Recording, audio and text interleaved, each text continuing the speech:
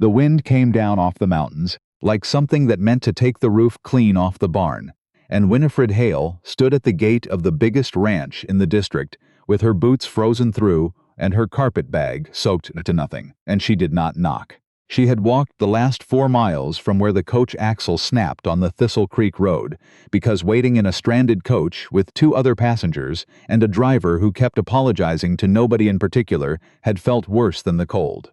Snow came sideways. It found the gap at her collar and the split seam at her left glove, and she did not care, because somewhere behind that gate was a roof, and a roof was the only thing in the world she wanted. Callum Ashgrove had turned away 7 women in 5 years. Not with cruelty. People were careful to say that, when they said anything at all, but with a stillness that did the same work as cruelty and left less evidence. Daughters of Calgary merchants. A widow from Fort Macleod with 3 sections of her own land and no need of his. A schoolteacher from Ontario who'd come west on nothing but a letter and her own nerve. Every one of them had stood in his front room, said something true or something practiced, and watched him receive it the way a stone receives rain. Then they had gone. Nobody in the foothills sent a daughter to Ashgrove Range anymore. It was understood, the way weather was understood. Not fair, not unfair, just a fact you built your life around.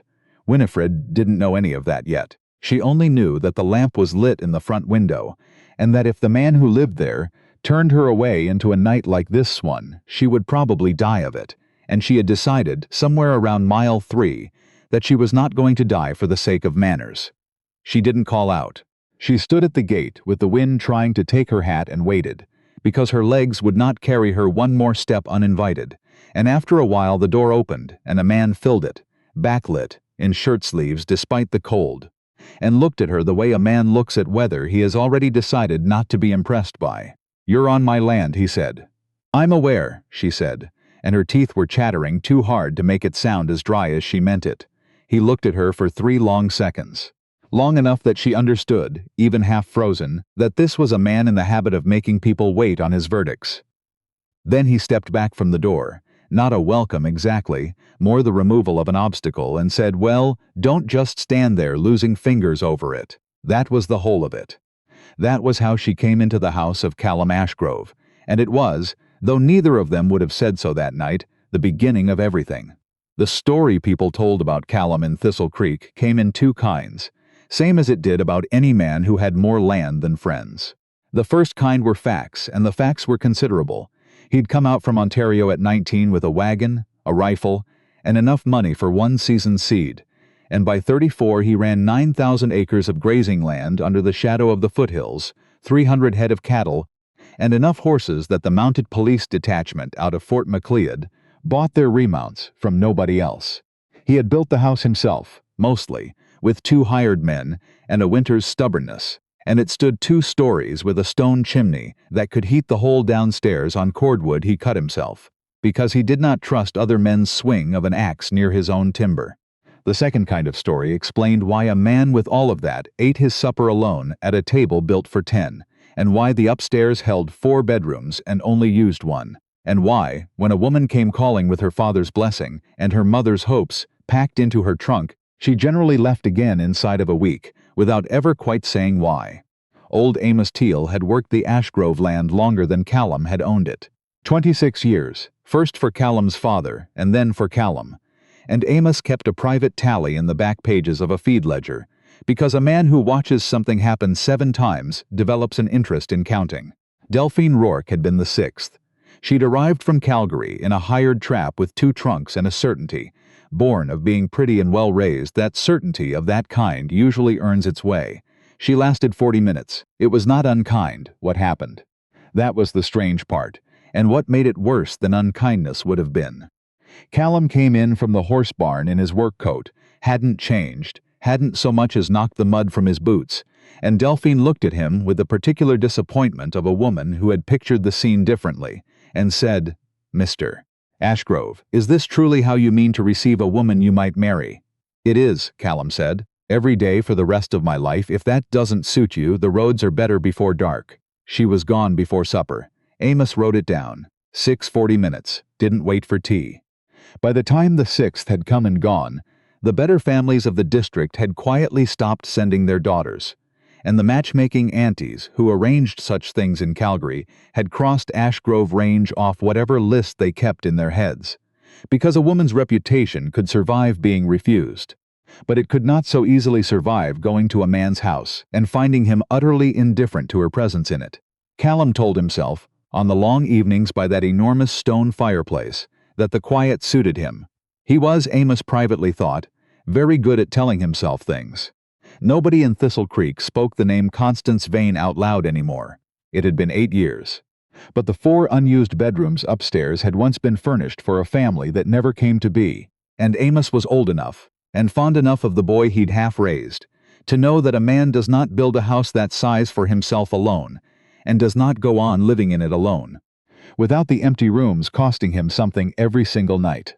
Winifred Hale had come west from a farm outside Portage Prairie with a single trunk, a letter of introduction from a cousin who kept a boarding house in Fort Macleod, and a private hope so quiet she had not told it to anyone, not even herself in so many words, that somewhere past the last fence line of settled country, a person could become someone other than who she'd always been told she was.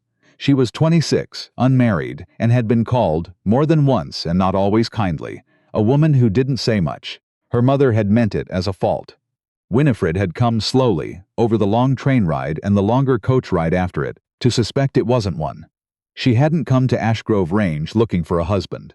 She had come because her cousin's boarding house had burned in October, because the coach axle had broken 4 miles short of the town she was meant to reach, and because the only lit window, for 6 miles, belonged to a man half the district was afraid of. That was all. She told herself that for a long time afterward, on nights when it would have been easier to believe something more romantic, because the truth was plainer, and she preferred plain things. Inside, the house was warm in the way of a place that had money and no one to spend it on. Callum set her by the fire without ceremony, put a kettle on himself rather than ring for the housekeeper who'd gone to her sister's for the week, and said almost nothing while she thawed, which she found, to her own surprise, restful. Most people filled silence the way water fills a low place. He let it sit. "You didn't ask why I was out in it," she said finally, when feeling had come back into her hands enough to hold the cup. "Didn't strike me as my business," he said. "You'll tell me if you want telling." She looked at him properly then, a broad, weathered man with a jaw that seemed set even at rest, eyes the gray of the sky she'd just come in from, and something in her settled that she couldn't have named. Not attraction, not yet. Recognition, maybe. The particular relief of meeting someone who did not require performance. She stayed the night in a spare room because the storm made anything else impossible, and left the next morning on a horse he lent her without being asked twice for it. And she thought, riding away into a morning gone bright and merciless after the storm, that she would probably never see Callum Ashgrove again, and that this seemed, on the whole, a small sadness she hadn't earned the right to. She was wrong about the never seeing him part. 3 weeks later, her cousin's rebuilt boarding house still not finished, the schoolmistress position she'd come west for filled by someone else entirely, Amos Teal rode into Thistle Creek looking, by his own account, for a person who could keep accounts and didn't flinch at hard weather. Because the housekeeper had given her notice for good this time, gone to keep house for her married daughter in Lethbridge, and Ashgrove Range needed someone before winter set in proper. "He know you're asking me," Winifred said, because she had already heard by then what happened to women who came to that house with hope in their trunks. "He knows I'm asking somebody," Amos said. "Didn't specify you'd be difficult about it." She went. Not for romance. For wages, and a roof, and because something about that stone fireplace and that plain unbothered kindness had stayed with her longer than 3 weeks should have allowed. She kept his house through that first winter the way she kept everything, without fuss, without asking permission for small decisions, without the constant soft apology other women seemed to think a household required. She did not leave flowers on his table, having heard by then what had happened to the last woman who tried it, but she planted herbs in the kitchen window in tin cans, because a kitchen without something green in it felt to her like a room that had given up, and when Callum said nothing about it for 11 days, she took his silence, correctly, for permission. They fell into a rhythm neither of them named. Breakfast before dawn, him already half into his coat, her already at the stove, the two of them exchanging maybe a dozen words and somehow saying more in them than most people managed in an hour. She learned he took his coffee black and his bread untoasted, and that he read, late by lamplight, agricultural reports, and sometimes, when he thought no one would notice, poetry, an old worn volume he kept in the drawer of the desk like something private. She learned, too, the shape of the silence around Constance Vane, though she never once heard the name spoken. She found it instead in the 4 furnished bedrooms nobody used, in the particular carefulness with which Amos changed the subject if conversation drifted too close to Callum's early years, in the way Callum's face went perfectly, deliberately blank whenever a certain kind of came too near him, not angry, just closed, like a door pulled to. She did not ask. She had learned young that the people who pried hardest into other people's locked rooms were usually looking for somewhere to set down their own, and she had no interest in that particular exchange. What she did instead, over that long winter, was stay. She stayed through a blizzard that took 2 calves and nearly took Amos's foot to frostbite. She stayed through a fever that laid Callum flat for 4 days, and during which she sat up with him twice through the night, cooling his forehead with a cloth and refusing, when he came half-conscious enough to notice, to leave the room. She stayed through the ordinary unglamorous months of January and February that broke, she suspected, more resolve in more people than any single dramatic hardship ever did. By March, something had shifted that neither of them had agreed to out loud. He found reasons to be in the kitchen when she was cooking. She found herself waiting up past when the accounts strictly required it. On nights he rode late checking the herd. Once, coming in from the cold with her arms full of kindling, she stumbled on the icy step, and he was there before she'd finished falling, one arm hard around her waist, and they stood like that a moment too long in the doorway, close enough that she could feel the cold coming off his coat and the warmth coming off him underneath it, before he set her upright and said gruffly that the step wanted salting and went to see to it himself, in the dark, immediately, as though the step were the emergency. She thought about that arm around her waist for 3 days. The trouble arrived, as trouble in that country generally did, dressed as ordinary business. A man named Croft rode out from Calgary in April with a leather case and a manner so smooth it seemed rehearsed, introducing himself as an agent of the Dominion Lands Office, though Amos, who dealt with more government paper than anyone else on the ranch, noted privately that his credentials had a freshness to them that didn't sit right.